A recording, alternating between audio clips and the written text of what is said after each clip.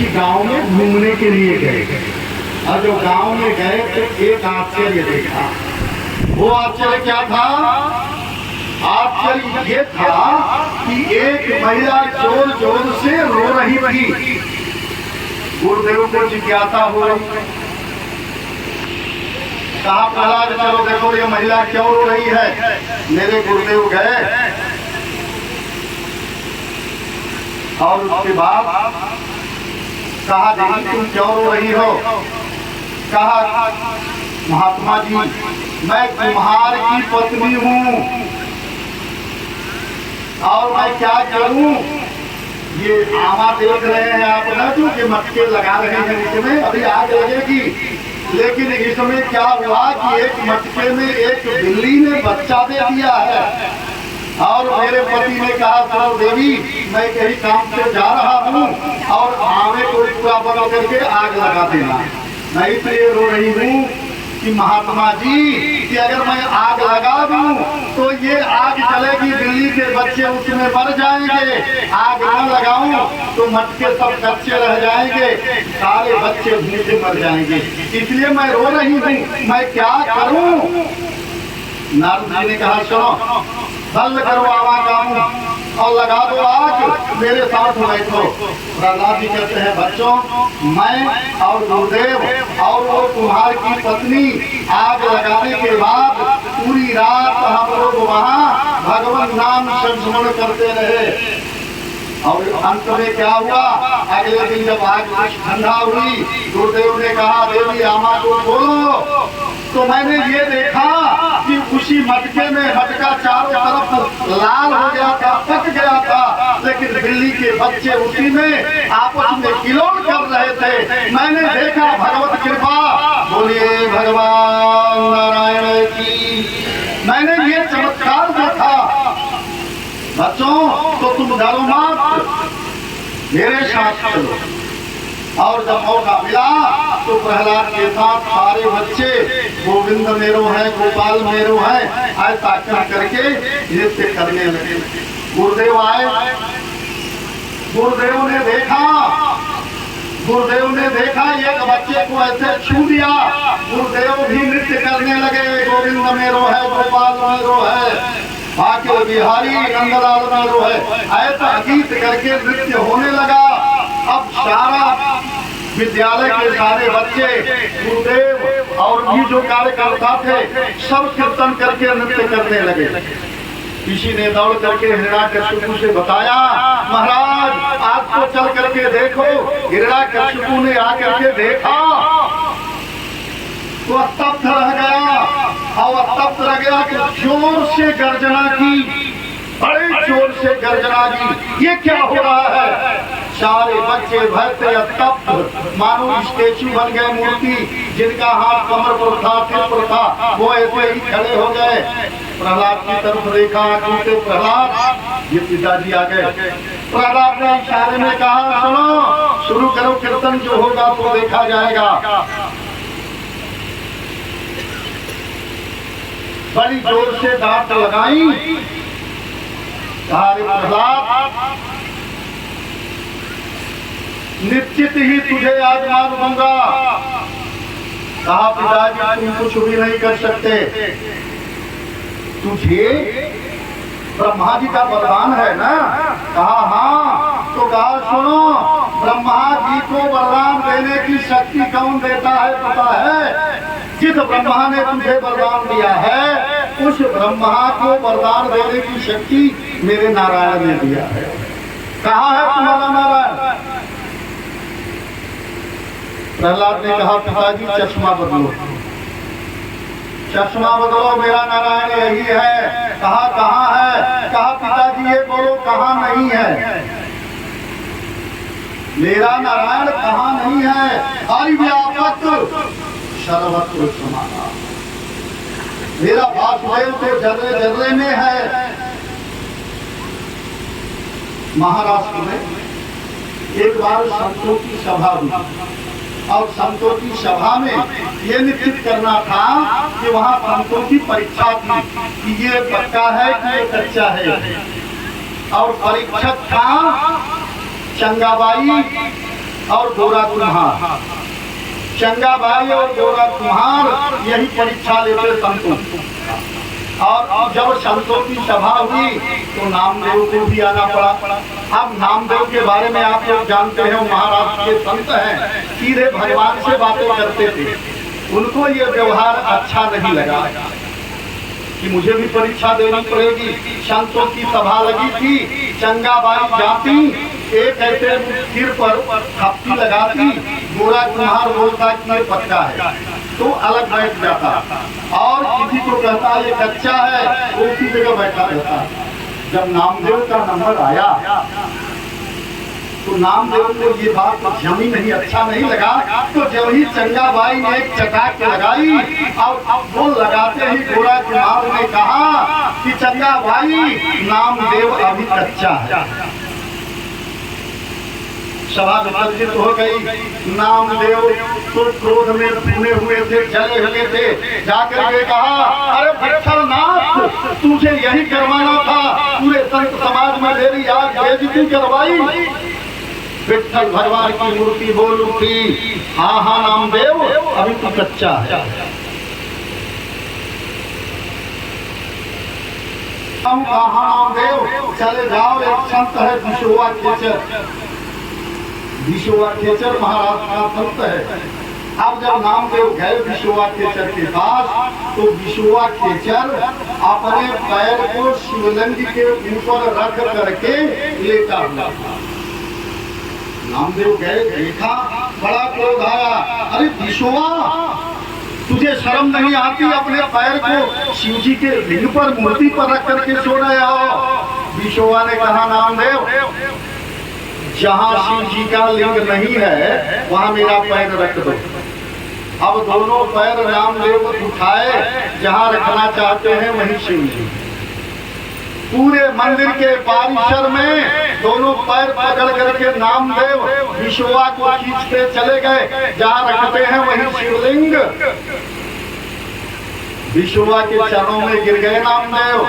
प्रहलाद कहते हैं पिताजी कोई ऐसी जगह बता दो कि जहाँ शिव नहीं, जहाँ मेरे नारायण नहीं है, कोई ऐसी जगह है। मेरा नारायण तो संसार के जरे जरे तिनके तिनके में है। वासुदेव सर्वमिति, बातें बातें किसकी इतिहास वो कहाँ नहीं है, ये बताओ कहाँ इस खंभे में है। प्रहलाद ने कहा है, खंभे में है, कहा निश्चित है पिताजी, कहा मुझे नहीं दिखता, कहा पिताजी मोतियाबिंद हुआ है, ऑपरेशन कराओ, सत्संग में जाकर के चश्मा बदलो दिखाई देगा। बड़ा क्रोध आया और जमीन उस खंभे में वो खड्ग का प्रहार किया। उसी खंभे में से सत्यम विधातुम निज भृत्यभाषितम व्याप्तिं च भूते स्वखिले आत्मा अदृश्यताम् अद्भुत रूप उद्वहन् अतम्भे सभाया नमृगं नमांसम् अतम्भे सभाया नमृगं नमांसम्। भगवान कहाँ, जहाँ भक्त की हाँ, जब ही सत्यम विधातुम निज भृत्यभाषितम। भगवान ने कहा कि मेरा भक्त जहाँ कह दे मुझे वही प्रकट होना पड़ेगा। क्या खंभे में है, कहाँ है। जब ही खड्ग का प्रहार किया और खंभे में से स्वयं एक अद्भुत स्वरूप नरसिंह का प्रादुर्भाव हो गया। बोले नरसिंह भगवान की। गगन गड़गड़ानो खम्भ फाटो चल चरानो निकसो नरनाहर की रूप अति भयानक है। दर्शन खड़खड़ावे रू जीभ लप लपावे मानो यति भयंकर देह अति मानव। भगवान नरसिंह प्रकट हो गए, और जब प्रकट हो गए ना तो पकड़ करके हिरण्यकश्यप को दबोच लिया। उसने कहा सुनो, चाहे जितना दबोच लो, मैं मरने वाला नहीं हूं। भगवान नरसिंह ने कहा मुझे पता है, मैंने तुम्हारे सारे वरदानों की मर्यादा रख करके तुझे दबोचा हूं, मुझे देख लो। तुम्हें यही वरदान है ना कि ब्रह्मा की सृष्टि में बनाए हुए मैं किसी के हाथ से न मरूं, तो मुझे देखो, मैंने ब्रह्मा को बनाया है, ब्रह्मा जी ने मुझे नहीं बनाया है, मैंने ही ब्रह्मा को बनाया है। किसी अस्त्र से नहीं मरोगे ना, तो ये मेरे बड़े बड़े नाखून देख लो, इसी से मैं तेरा उदर विदीर्ण करूंगा।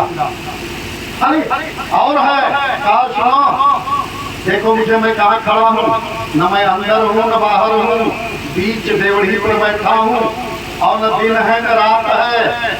सुन लो, न ऊपर हो न नीचे हो, मेरी गोदी में हो। मैंने तुम्हारे सारे वरदानों की मर्यादा रखी है। उसने कहा सुनो, तो बनाए हुए 12 महीनों में मैं नहीं मरूंगा। भगवान ने कहा हिरण्यकश्यप घबराओ नहीं, मैंने पुरुषोत्तम का महीना 13वां महीना स्पेशल तुम्हारे लिए ही बनाया है। ये 12 महीना नहीं है, ये 13वां महीना है जो स्पेशल तुम्हारे लिए है। और इतना कह करके भगवान उस हिरण्यकश्यप का उधर विदीर्ण कर दिया, और उसके सारे खून को दिया, हाथों को निकाल करके अपनी गले में माला डाल दिया। अब तो भयानक स्वरूप, ब्रह्मा जी इत्यादि वहां आए थे, खड़े थे, कौन जाए, किसकी हिम्मत, किसी की हिम्मत नहीं है कि कोई चला जाए। ब्रह्मा जी ने सोचा कि ऐसा रूप तो कभी देखा ही नहीं, तो भगवान का क्रोध कैसे शांत हो। सीधे सीधे गए लक्ष्मी मैया के पास, माता जी क्या हुआ, पिताजी को बड़ा क्रोध आया है, आप ही शांत कर सकती हो। मैया जी, लक्ष्मी मैया सोने की थाली में आरती सजा करके छम छम करती हुई आई भगवान के सामने, और जब ही आरती घुमाई कि नरसिंह भगवान ने एक ऐसी दहाड़ लगाई कि थाली फेंक करके दैया मैया करती हुई बात पाई हुई। अब कौन जाए?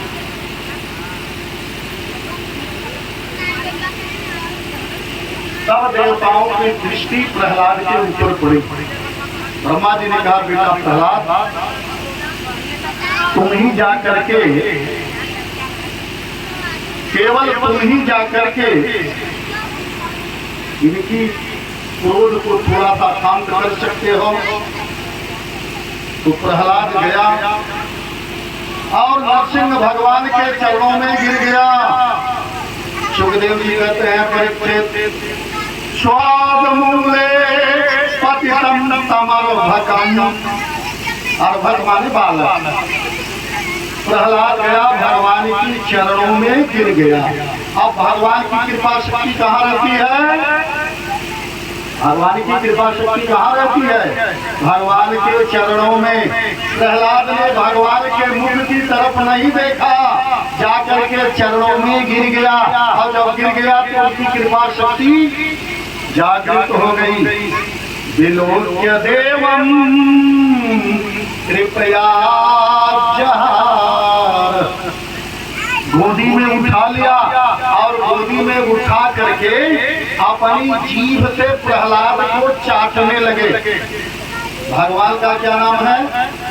भगवान को क्या कहा जाता है? भक्त वत्सल, और वत्सला नाम है गाय का। गाय को वत्सला, जब गाय बच्चा देती है तो गाय का बच्चा मलाच्छन्न होता है, लेकिन गाय अपने जीभ से चाट चाट करके उसके सारे मल को अपने पेट में रख लेती है और सुंदर बना देती है। इसीलिए भगवान का नाम है भक्त वत्सल। वो जीभ से चाट चाट करके प्रहलाद को बड़ा ही प्यार किया। और देखिए, मैं आपको बताऊं,